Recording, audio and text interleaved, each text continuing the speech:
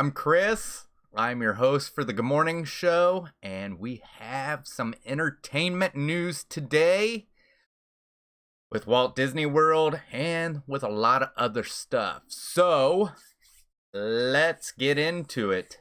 Hoping somebody will be coming into the chat soon. So, let's go ahead and take a look what we have. All right. So we have, and this comes from WDW News Today. Walt Disney World adds availability to Disney Parks Pass for Disney Resort guests.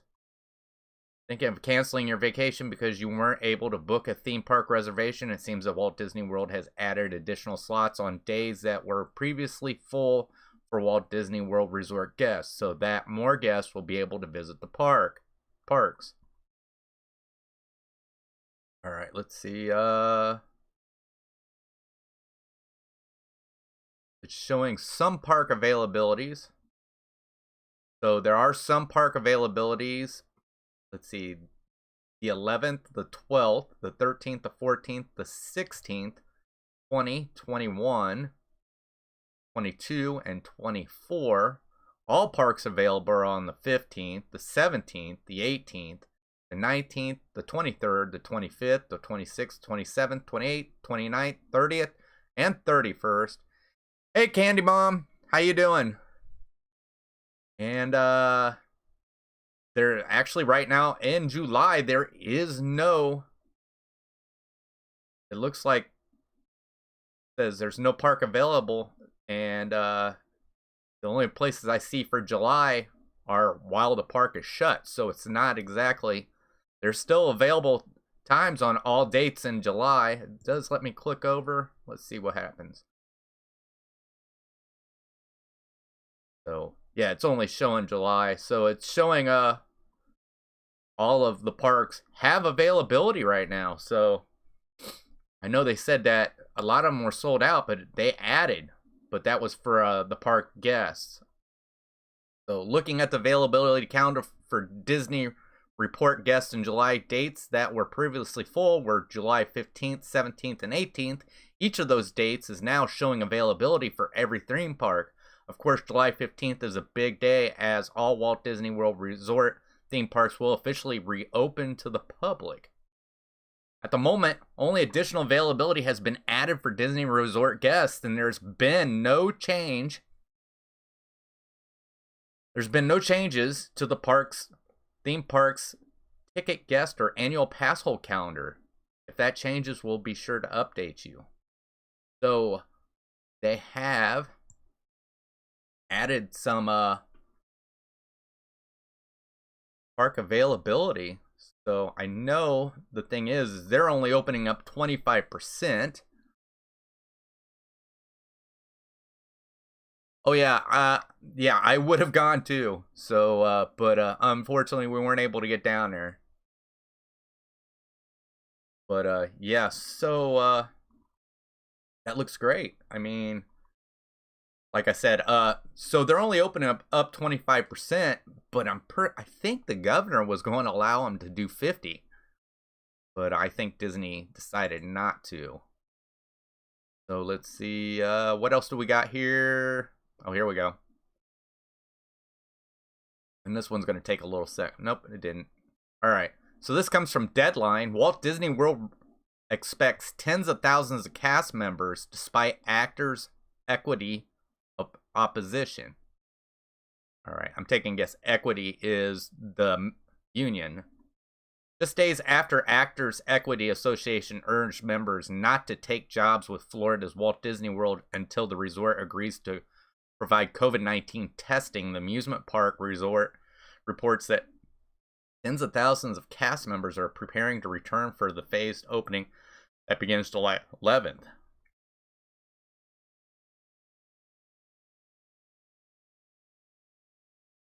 Yeah. Oh yeah. Yeah. That's I believe isn't Gonzo and VP going with her, I believe. So if I'm right, that's on the 8th.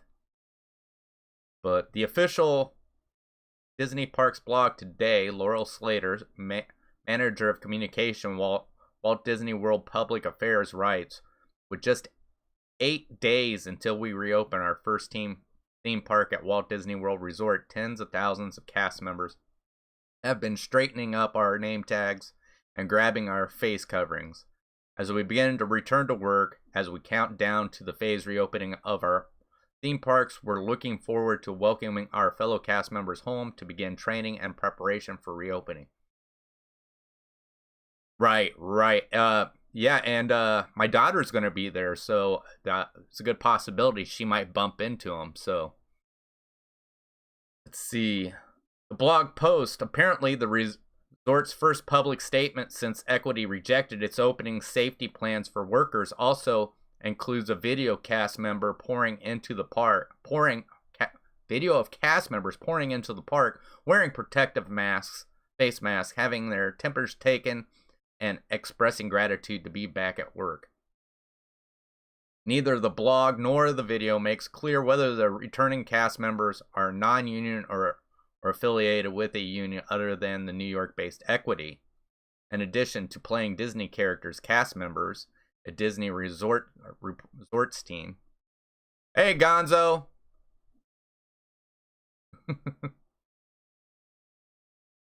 So, in a tweet today, responding to the video, Equity wrote, "If you are focusing on safety, we hope you will test performers since there were 10,000 new cases of COVID-19 yesterday alone." The tweet includes the hashtag, the $, and then the capital DIS. So they're saying Disney's just opening because they're greedy for money. I don't believe that. The thing is a lot of cast members are wanting to get back to work. I don't want to speak down on unions, but I've never really been big on unions. And to me, my question is this: you're saying they're being greedy, but have you guys been taking union dues through this whole entire time, even though they've been out? Because if so, it doesn't make you any better. Florida's Department of Health reported yesterday that the state had set a daily record of 10,109 new cases, bringing Florida's total confirmed coronavirus cases to about 170,000. 67 new deaths were reported Thursday, bringing the state's total to 3,617. Officials in Orange County, where Orlando is located, announced that all county-operated beaches will be closed throughout the 4th of July holiday weekend. So,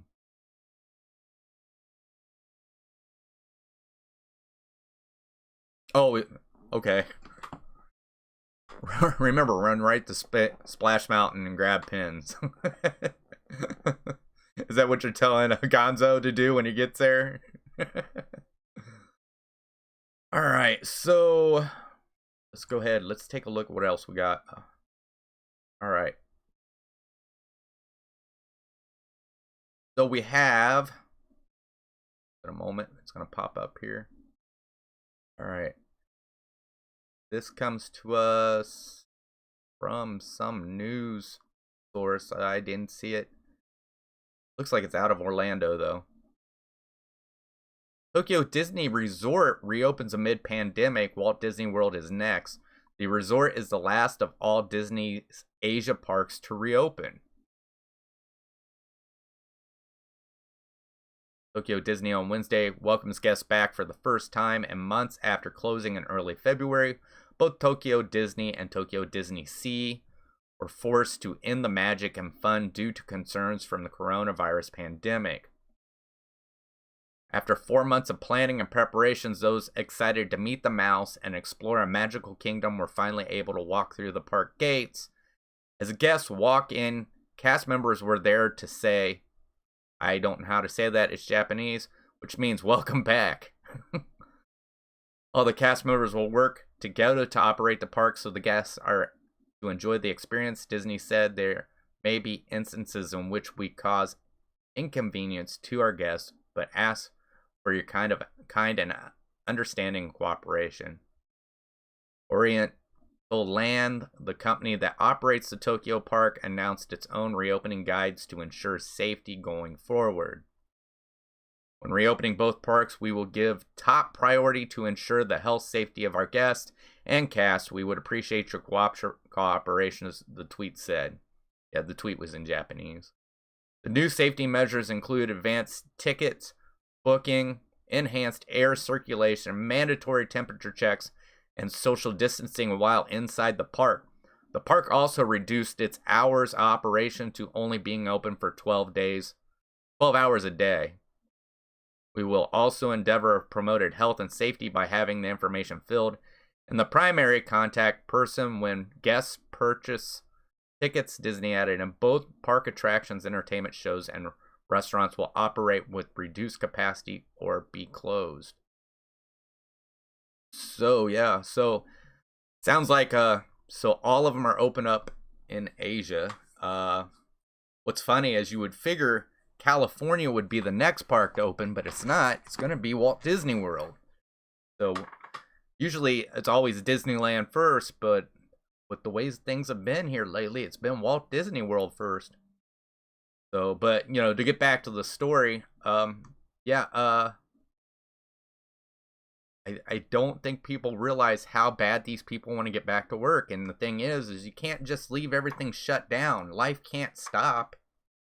So, and people, they need to go to work. I mean, that union doesn't realize how hard those people are. And most of your workers are young kids.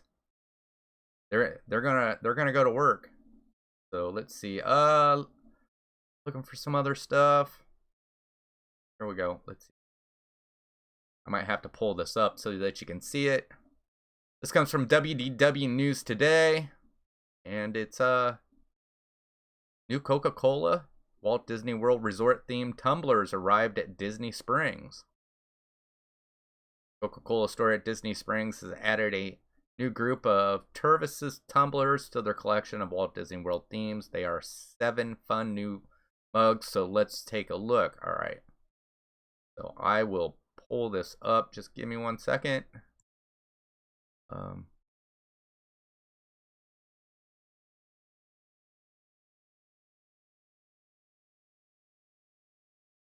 resize it.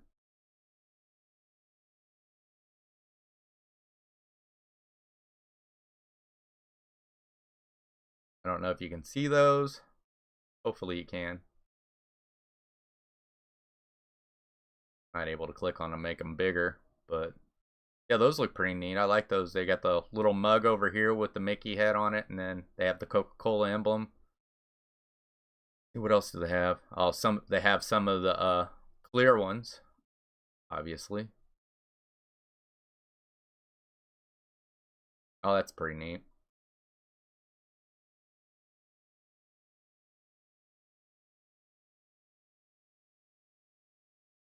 Top of the Tervises. They're going to be $29.95 is the price. I wonder if that's all of them, or is that just a clear black? Okay. So they look pretty cool. I like how they look. Oh, so the stainless steel is $34.95. I think I like the stainless steel look better than the clear.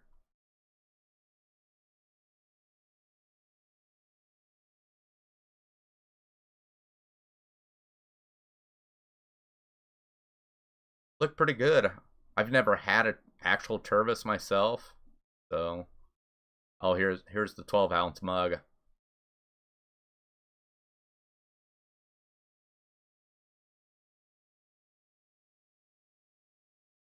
So the stainless steel red logo 24-ounce mug is $39.95.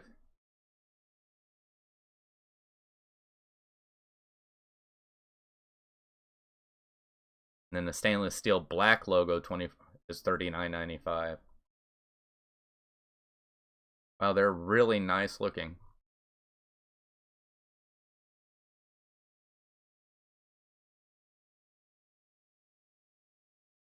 All right, let's go on. All right, what else do we have?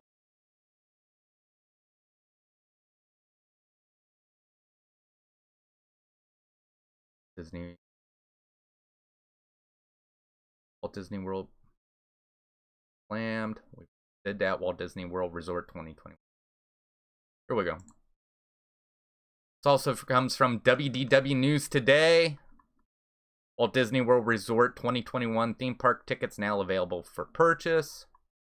Guests look to visit the Walt Disney World Resort in 2021 are in luck, as today theme park tickets are officially available. So this would have been yesterday.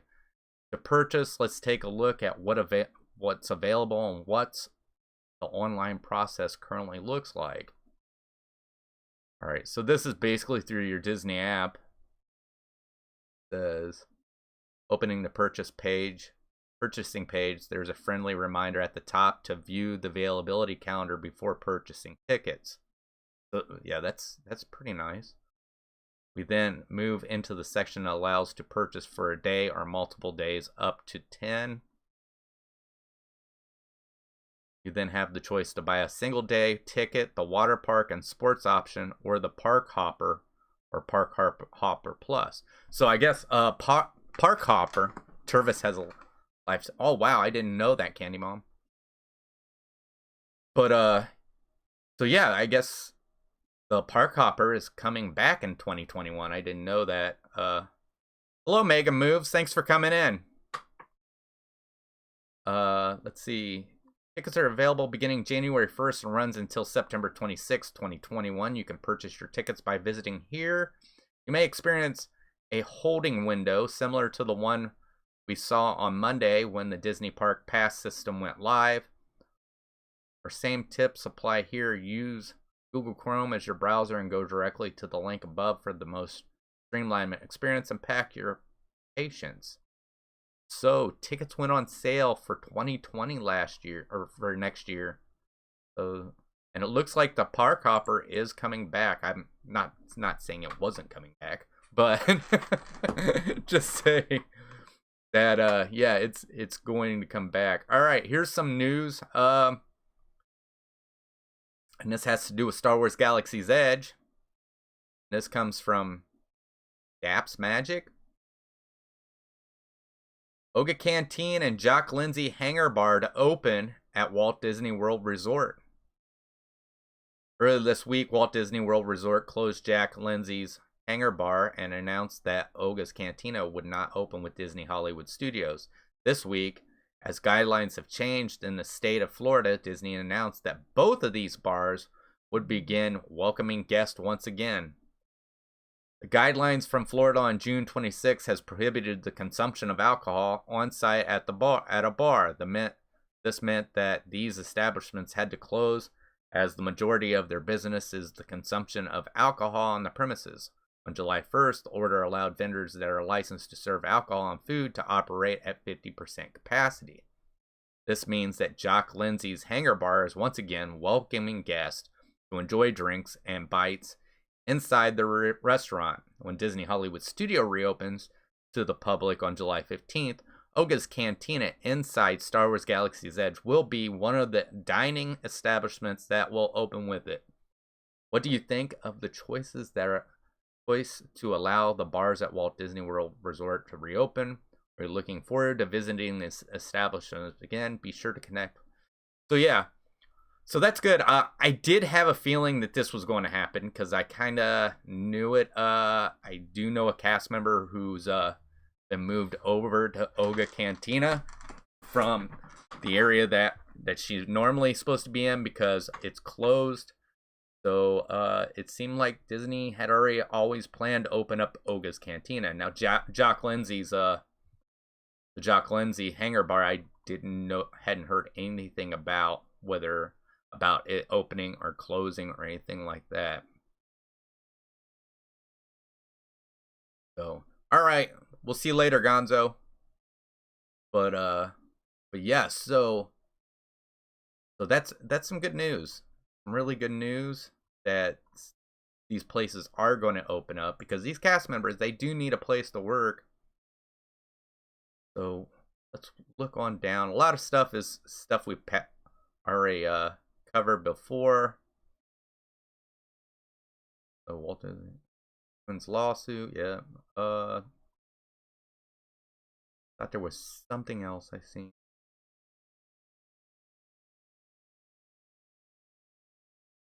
Okay, here we go. So this, once again, comes from WDW News Today.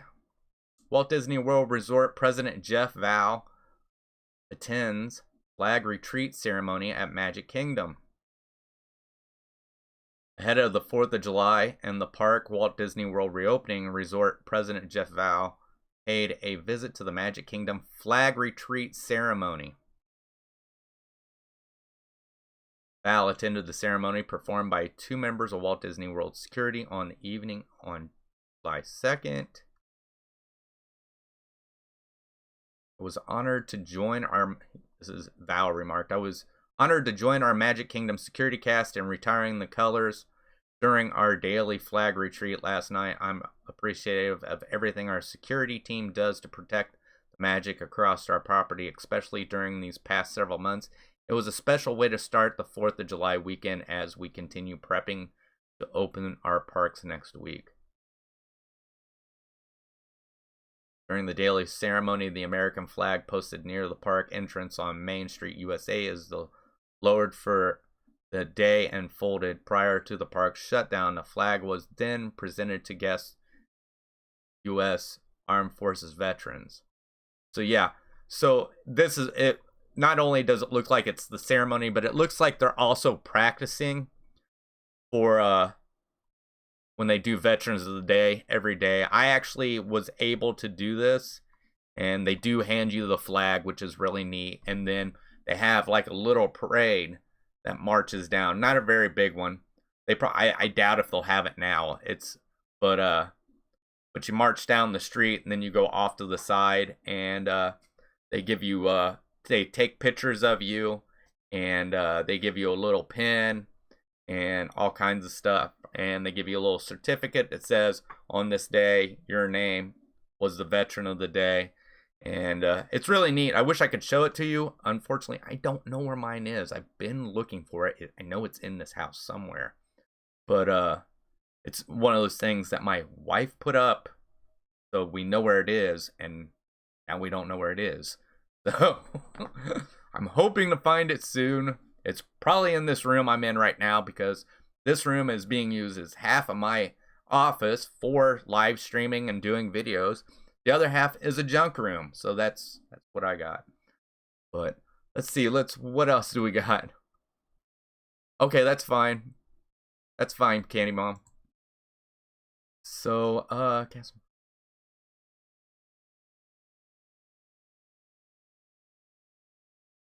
All right, so we got, so this was, check this out really quick. Once again, from WDW News Today. They seem to be pretty busy on this. All right, so cast member preview registration for Walt Disney World reopening opens on July 1st. Cast members both back at work and still furloughed will soon have the opportunity to choose one theme park to visit on special reopening preview days. Registration for the previews began on July 1st. Cast members will be able to register to visit one park on the following dates. So this has already happened, but we'll go over it real quick. July 7th or 8th for Magic Kingdom Park and Disney Animal Kingdom Theme Park. July 14th or 13th or 14th, Disney's Hollywood Studio and Epcot. During these previews, cast members will be able to experience many of their favorite attractions and multiple entertainment offerings. As a reminder, some experience may be modified, limited in capacity, or subject to closure. Eligible cast members will have the opportunity to register for themselves and up to 3 additional guests, or the total number of eligible dependents on their main entrance pass, whichever is higher. There is a limit space available for each preview. So yes, I already knew about this. My daughter has already got her day, and they've I think they got 3 guests going with her, and actually the first day she's going is not her day. I think it's one of her roommates' day.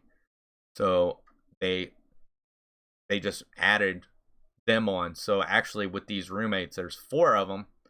So more than likely, they I would say they're going all 4 days, but it's not possible because I know Heaven is working one of those days. So I would say that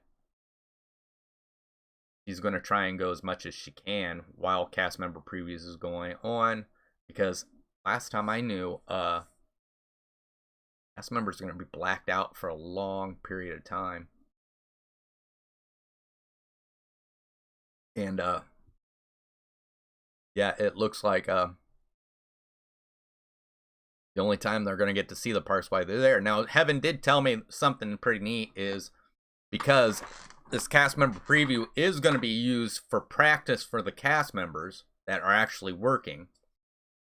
That right now, before the previews are going on, they actually have cast members whose job, just part of their job, they're not always doing this, so don't think that that's their job, just going in and doing this. They're riding rides just to give practice.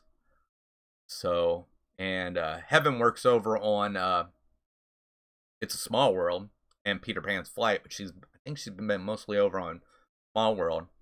And yeah, they got cast members who just get on and ride the ride. And she said they had to stop to do something, and they looked up, and they asked where everybody went, and they said, "Oh, they're over on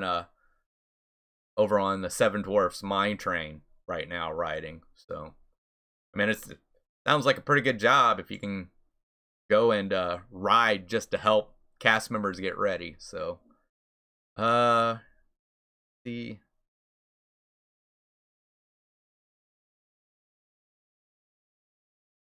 All right, so here we go. This comes from the Washington Post. I don't usually use this thing, but it's not coming up. We might not be able to use it. Yep, that's not going to happen. All right. Like I said, some of the stuff is old news. So, all right, let's go take a look at some other things. So, like I said, it's not all going to be Disney. All right, so this one's going to be Star Wars. This comes from Screen Rant. Star Wars reveals why Rey really scared Luke Skywalker. Why was Luke Skywalker really so scared about training Rey? A recently published tie-in provides a chilling answer to that question. Star Wars has revealed the real reason Rey scared Luke Skywalker. When Rey arrived on the planet H2, she was surprised to find Luke Skywalker an unwilling teacher. The aged Jedi Master had given up on the Force, blaming himself for Ben Solo's fall to the dark side. Luke eventually relented, but he was clearly wary of repeating his past mistake. In one key scene in the Star Wars The Last Jedi, Luke watched with fear as Rey dove straight into the dark side of the Force. "I've seen this raw strength only once before," he told Rey. "Ben Solo, it didn't scare me enough then, it does now." As he watched Rey, Luke became increasingly aware of some sort of force bond between Rey and Kylo Ren, and he found that deeply disturbing. Star Wars hints Qui-Gon was the only Jedi who could stop Sidious. Yes. Lucasfilm has recently published in an universe book called Secrets of the Jedi, supposedly compiled from Luke Skywalker's notes shortly before his death. In one section, he discusses the idea of force bonds, explaining the Force can be usually used to mystically connect two people. Though this may seem like a harmless and perhaps even valuable ability, Luke writes, it is easily manipulated by those on the dark side. Some powerful Force users have been able to create secret bonds with others who are unaware of their connection. They then use these bonds to corrupt their target and steer their actions. Even if the unwanted bond is detected, it can still be extremely difficult to break. The text is accompanied by an image of Rey and Kylo Ren, making it clear whom Luke was thinking about when he wrote these words.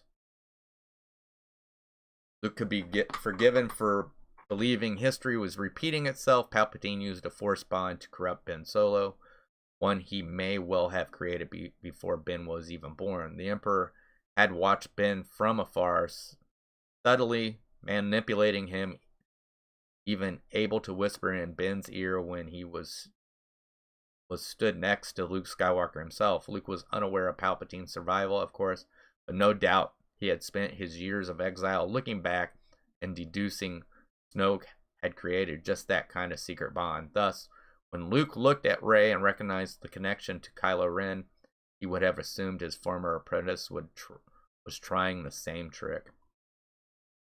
So just some interesting stuff. Some stuff there we knew. So, alright.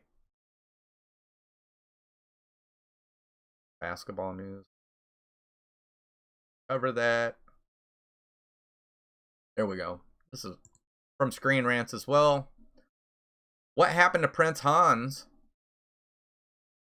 after the first movie? While Prince Hans' fate at the end of Frozen is never addressed within Frozen 2, the short film Frozen Fever explains what happened to the villain. While it's insinuated that Prince Hans, the main antagonist and former love interest of Anna, will face the consequences for his actions against Elsa and Anna at the end of Frozen. Hans' fate is never addressed within the sequel Frozen 2, so what exactly happened to the power-hungry prince Hans after the events of Frozen? The Disney short film Frozen Fever explains that Hans is currently paying for his crimes against Arendelle within his own home country, the Southern Isles. In Frozen, Prince Hans is introduced as the handsome prince who proposes to Anna not long after meeting her at Elsa's coronation ball. While he first appears to love Anna, it revealed later that Hans is plotting to marry Anna in order to become king of Arendelle. After Elsa accidentally freezes Anna's heart with her elemental powers, Hans convinced the dignitaries from other neighboring kingdoms that Anna died and married him beforehand, making him the new leader of Arendelle. After Anna saves Elsa from being killed by Hans at the end of Frozen, and his plot to take over the throne is exposed, Hans is imprisoned on a French ship heading for the Southern Isles, is never seen again until the short Frozen Fever, which shows Elsa as she attempts to throw Anna a birthday party despite having a cold. So I guess I don't know if I've seen Frozen Fever or not, which is a short. I'm sure it's on Disney Plus. I'm gonna have to check that out. So that's pretty interesting.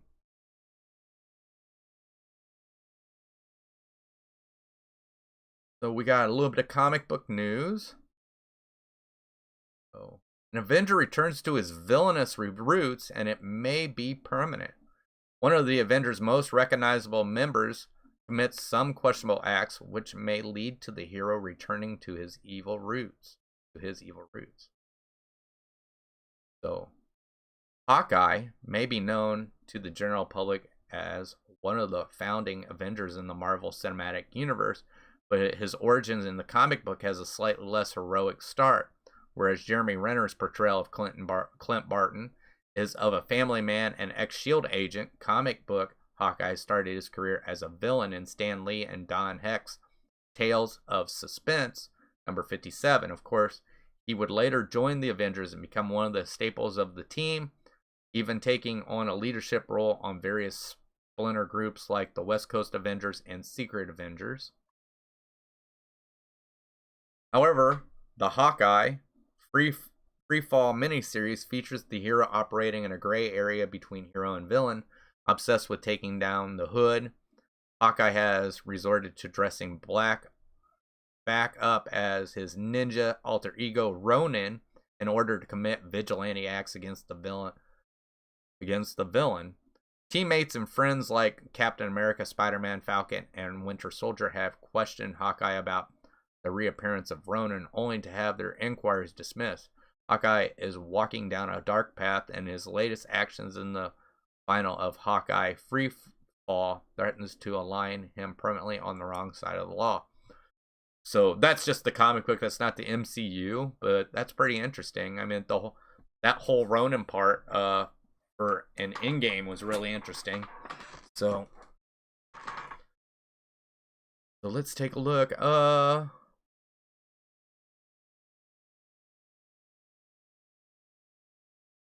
Top 10. Take a look at this. So this is from Cinnabon, and it's brand new. It's only an hour old.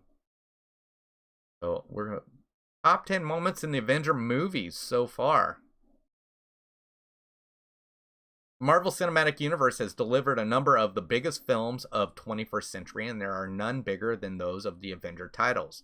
Through the first 3 phases of the franchise, movies from the series were used to punctuate the actions and acts as capstones, serving as the equivalent of crossover events in the comic, and as a result, a majority of the key moments in the canon have played out within them.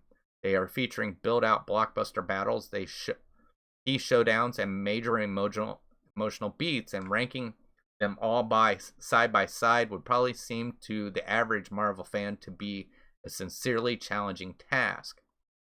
So here we go.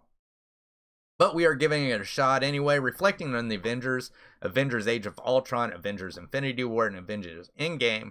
We've determined that we see the best and most important moments in all of the movie and rank them to create a new top 10 list. Will ours directly match up with yours? Probably not, but there's only one way to find out. Number 10, Mjolnir lifting contest. So yeah, that was really neat. That's where the Avengers, I believe it's at the end. Is it at the end? I think Age of Ultron is when it took place.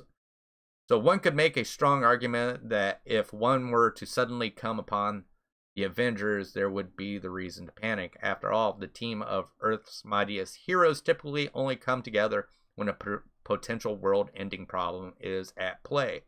Tensions are high in their line of work, which is why it's so nice to see them relaxing and hanging out in the first act of Avengers Age of Ultron. The Mjolnir lifting contest is a wonderful moment of levity and simultaneously reveals a lot about each of the characters, and that's not an easy thing to balance. It certainly also helps that the scene gets a great payoff in Avengers Endgame with Thor explaining, "I knew it," as Captain America is able to summon the mythic hammer. Loki's journey to Germany. This is from Avengers. While the first Thor movie has issues, one largely agreed upon fact is that Tom Hiddleston's Loki is perfection, and fans leaving the film for the first time were left excited about his return in the Avengers. Then the 2012 blockbuster arrived to continue the God of Mischief's arc, and did so brilliantly. His entrance in the film is magnificent, but his shining moment is during his trip to Germany, is where he gets to go pure ID and express his full ego. Of course, the only thing's better than seeing Loki go full Loki is to see the German citizens stand up to him and then watch as Captain America and Iron Man, teaming up for the first time ever, arrive to put him in his place. Number 8, Thanos sacrifices Gamora, Avengers Infinity War. Thanos is a horrible monster, full stop. His quest to bring balance to the universe reduces him to becoming a genocidal maniac, and only further adding to the horror shows the fact that he has a history of adopting children from planets he raids. There are no reasonable excuses for his actions, and yet Avengers Infinity War finds an emotional and sympathetic core to him after he learns about the only way to acquire the Soul Stone. The performance by Josh Brolin as the Mad Titan and Zoe Saldana as Gamora are spectacular, particularly as the mood shifts and the Guardian of the Galaxy goes from laughing to crying, realizing what is about to happen. It's heartbreaking. Number 7, the birth of Vision, Avengers Ultron. When Joss Whedon was being courted for what was just Avengers 2 at the time of his key stipulation was that the film would have to give him the opportunity to introduce Vision. To the Marvel Cinematic Universe played by Paul Bettany, one can see why it was a reach at the time, as the purple-faced caped android has a unique look and story, but it pays off remarkably well in Avengers Age of Ultron at a time when the titular team is in crisis mode due to the careless action of Tony Stark. Vision proves to be exactly the character needed to bring balance, delivering not only a zen demeanor, but some incredible new ability to the table. And as though it all weren't amazing enough, the lifting of Mjolnir is the perfect way to accentuate the power of the moment. So, yeah, that was a neat moment. Number 6, I'm always angry, the Avengers. So I'm not going to read all these, so I'll basically go through this. So this is when Bruce shows up at the Battle of New York, and they told him that he has to get angry, and that's when he says, "That's my secret, Cap. I'm always angry." And he just changes in the Hulk and takes down one of the great big ships that are attacking. Number 5, Tony Stark and Natasha Romanoff funeral. Yeah. So, unfortunately, I think Black Widow kind of got glazed over on this. It turned out to be mostly about Tony Stark. But basically, it's at the end when everybody is standing there for the ceremony for Tony Stark at the end, if you've seen it. Hulk versus Loki, the Avengers. Yes, this was like one of the funniest things, where basically the Loki tells him he's a god, and Hulk just cleans the floor with him. See. Number 3, I Am Iron Man. Yeah. So this is Avenger Endgame. Tony Stark right before he snaps his fingers with the Infinity Gauntlet. And we watched that the other day, and both my wife and I were almost in tears. Even after seeing that movie several times, it's still kind of hard to watch because you know it's the end for Iron Man, and really was a great scene. Number 2, Thanos' snap, Avengers Infinity War. Yeah. So right there, right as Thor is on the verge to putting Thanos to death, that's when Thanos snaps his fingers and does away with half the population in the galaxy. Oh yeah, it's hard. And the thing is, it's before it even happens for me. It's when they're standing there at the end, and he looks over at Doctor Strange, and Doctor Strange holds that one finger up, and then it's just all of a sudden I just feel goosebumps come up on me, and I can feel the tears because I know what's going to happen, and anticipating that. But yeah, so Thanos' snap, Avengers Infinity War. This is where Thor depression happens afterwards because he's realized he failed. All right. Avengers Assemble. This was great.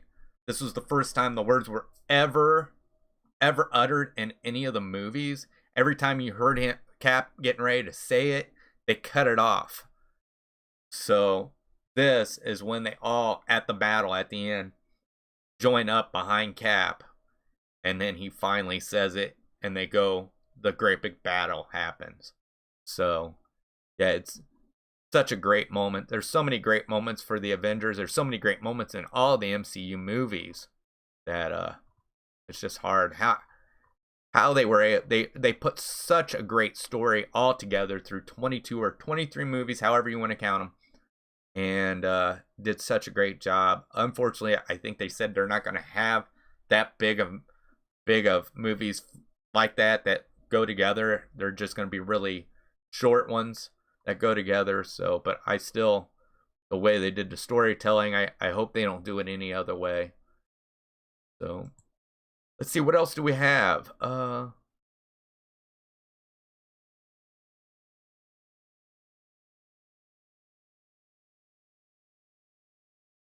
right. So here we got some more Marvel news real quick. Maybe not. So you are not Marvel news, that's a video. Let's go on down.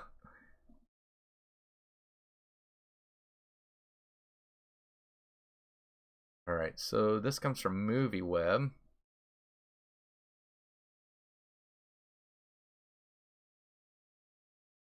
Right. The Mandalorian star Werner Herzog calls Baby Yoda a massive achievement for cinema. German filmmaker and actor Werner Herzog has created a device filmography for himself that reaches from the most highbrow niches of international cinema to the most populous all of blockbuster entertainment. On The Mandalorian, Herzog plays the role of the client, in which capacity he got to interact with the animatronic star of the series, the child known as Baby Yoda. In an interview for The Hollywood Reporter, the famous, austere filmmaker had nothing but praise for what the studio was able to do with the acting puppet. He says, "I'm not really into the internet, social media, and the comments on the internet, so of course it took me by surprise but what's wrong with saying something good about Baby Yoda, which is really a phenomenal achievement. It's wonderful, created and sculpted, and a mechanical device that is a massive achievement for cinema. You can see it with your eyes and you can touch it." So Werner Herzog, obviously, he was the client that gave Mando the bounty to go search for the child, or Baby Yoda. So he says, I don't try to have a fallback, a plan B, and shoot it now in a digital remake of what you already have in the can. It's so wonderful, you can not outdo it. Don't be cowards, you are trailblazers. What The Mandalorian is doing with its technology, it replaces what has been very difficult for actors, cameras, and for everything, the green screen. So this is talking about the LCD screens they're putting up. So now the actors can actually see the environment around them and actually react to stuff. So it's not like now they're being told what to do. But yeah, I was a little weary about Baby Yoda. I know he was a big hit and everything, but I was afraid he was going to steal from a lot of the story for The Mandalorian, and I was really hoping that he was on only one season thing. But the bigger and bigger he gets, I'm starting to like the idea of him there. I'm just, like I said, I was hoping to get more of the Mandalorian culture and stuff like that on film, because it's just not really there anywhere else except for maybe in books. And to me, the Mandalorians are like Spartans for us. So here we got something from Screen Rants as well. This is also on The Mandalorian. Mandalorian director was terrified her kids would spoil Baby Yoda's surprise. So this is Dallas Howard, which is I can't think of his name, Ron Howard's daughter. The Mandalorian episode director Bryce Dallas Howard says she was terrified her kids would give away the secret of Baby Yoda after visiting the set. The Mandalorian episode director Bryce Dallas Howard says she was worried her kids would give away the Baby Yoda surprise. The arrival of the child, known popularly as Baby Yoda, was indeed a huge shock for fans of breakout hit Disney Plus Star Wars show. But it didn't take long for the internet to get over being godsmacked and began fiercely producing Baby Yoda memes. Thanks in large part to those hilarious memes, Baby Yoda has gone on to become a massive pop culture sensation in the months that since shocking episode 1 reveals. Of course, actual clues about the origins and potential significance of the child were hard to come by in season 1, as The Mandalorian focused on developing the lead character and setting up new conflicts for season 2. As for that second season, the show plates is definitely loaded with Moff Gideon and his Darksaber returning, and more characters arriving, including Boba Fett and Ahsoka Tano. Those new characters may get plenty of focus as the second season of The Mandalorian arrives, and Disney attempts to build new live-action Star Wars properties to fill up their streaming service. But Baby Yoda will no doubt get plenty of attention. So yeah, so she brought her kids on set and was afraid they would give away the whole thing about Baby Yoda, which I can understand that. Alright, so here's something. This comes from Inside the Magic, and this is back on Disney World. Disney World confirms current transportation options. Awesome. Disney has officially confirmed when Walt Disney World Resort transportation will be running again. So buses will start running June 22nd. Monorail and ferry boats July 7th. Skyliner on July 15th. So obviously, that is another reason why they may open those two up at the same time, is because Epcot and I didn't even think about that. Epcot and Hollywood Studios has the monorail, or I mean the Skyliner going to it. So so no dates have been announced yet for the return of the minivans on the watercraft. So sounds pretty good. News confirms that the monorail and ferry boats will be running during the cast member and annual pass holder previews leading up to the Disney park reopening. Some things we had written. We had previously shared a transportation guide to Walt Disney World Resort reopening, in which we announced the news of the buses, monorails, ferry boats, and Disney Skyliner returning for guests. While Disney had confirmed these transportation options with us at Inside the Magic, they have now publicly announced all the available transportation for Disney World guests. Keep in mind that these transportation options are subject to change and availability. Disney will continue to share more information regarding the transportation available for Walt Disney World Resort guests, and we will keep updating Inside the Magic as more news is shared regarding Disney World opening. So we have seen how they've been separating people on the bus, but it would be interesting to see how they're going to separate people on the monorail. Obviously, the Disney Skyliner, they would just put, if you're in a group, that group on the Skyliner, and there would be nobody else added. The ferry boat, that would also be something that's pretty neat to see. The ferry boat's pretty big, so they just might reduce the numbers that go on and then put you in certain areas that you can go in to keep 6 feet apart. But very interesting. Let's see.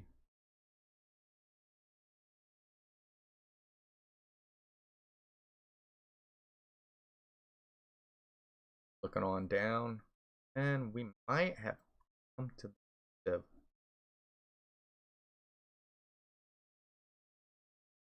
think we're going to go on down and look to see if we have anything else. If we don't, this might be it for the day.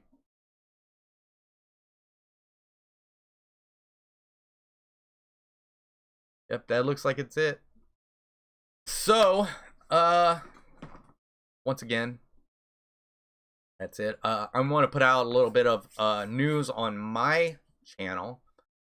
So, tonight at 9:30, there is a new live stream Gonzo and I are doing together over on Gonzo's channel, which is the Adventures of Gonzo. If you're watching this in replay, obviously this will be over, but you can look forward to it maybe next week, Monday at 9:30. But it is called Melody Mixes, and we will be doing karaoke. This is Gonzo's idea, not mine. Gonzo. So, but we will be doing karaoke, and we're theming each night. So tonight is going to be Disney night. We're leaving it open. I think he said he's putting the invite. Yeah, he's putting the invite into the chat. So anybody who wants to come in and sing can sing. And unfortunately, he wanted me to rehearse this weekend, but I didn't get a chance to rehearse. So I don't think rehearsing was going to help anyway. But we're going to have that tonight. So he says it's going to be fun. I think it's going to be hard on people's ears. I think it'll be fun. I do think it'll be fun. I just think we are the worst two to do it. So, but Al said he'll be there. So I hope to see Al. I hope to see most of you guys there. I think it'll be fun. We usually have fun no matter what we're doing on streaming, and of course with everybody in the chat, we have fun as well. Yeah, so we got that. Something I was gonna do, I was talking about doing just reaction videos on Monday. I think I'm gonna start posting videos every day.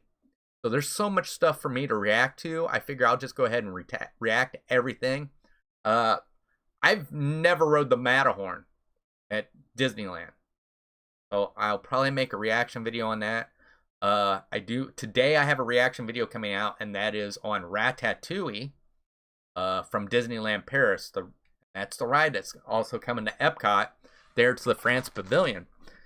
And then, of course, I have Tuesday night. I have that with my family. It's hanging with the family. That's me and Margie and Heaven. And we're going to do Disney trivia again this weekend, or this time. For Wednesday, I have my Disney fan art with Chris and Darren. I need to change that.